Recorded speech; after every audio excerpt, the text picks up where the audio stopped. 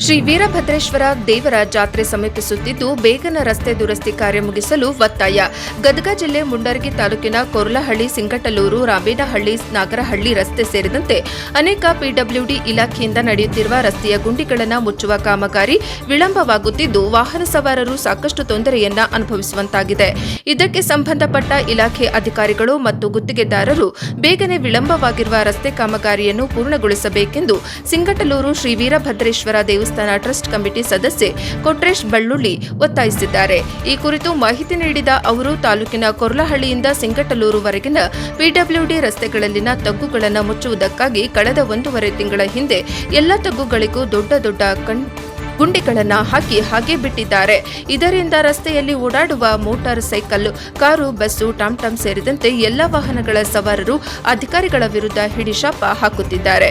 ಇದು ಅಲ್ಲದೆ ಗದಗ ಜಿಲ್ಲೆಯಲ್ಲಿ ಹೆಚ್ಚು ಪ್ರಸಿದ್ಧಿಯನ್ನ ಪಡೆದ ಸುಕ್ಷೇತ್ರ ಸಿಂಗಟಲೂರು ವೀರಭದ್ರೇಶ್ವರ ದೇವರ ಜಾತ್ರಾ ಮಹೋತ್ಸವ ಇದೇ 23ರಂದು ಪ್ರಾರಂಭಗೊಳ್ಳಲಿದ್ದು ಜಾತ್ರೆಗೆ ಬರುವ ಭಕ್ತರಿಗೆ ಸಮಸ್ಯೆಯಾಗದಂತೆ ಬೇಗನೆ ರಸ್ತೆಯನ್ನು ದುರಸ್ತಿಪಡಿಸಿ ಬರುವ ಭಕ್ತರಿಗೆ ಅನುಕೂಲ ಕಲ್ಪಿಸಬೇಕೆಂದು ದೇವಸ್ಥಾನ ಕಮಿಟಿ ವತಿಯಿಂದ ಒತ್ತಾಯಿಸಿದ್ದಾರೆ. ವರದಿ ಅರ್ಜುನ್ ಹೊಸ್ಮನಿ, ಪ್ರಜಾಪವರ್ ಟಿವಿ, ಮುಂಡರಗಿ.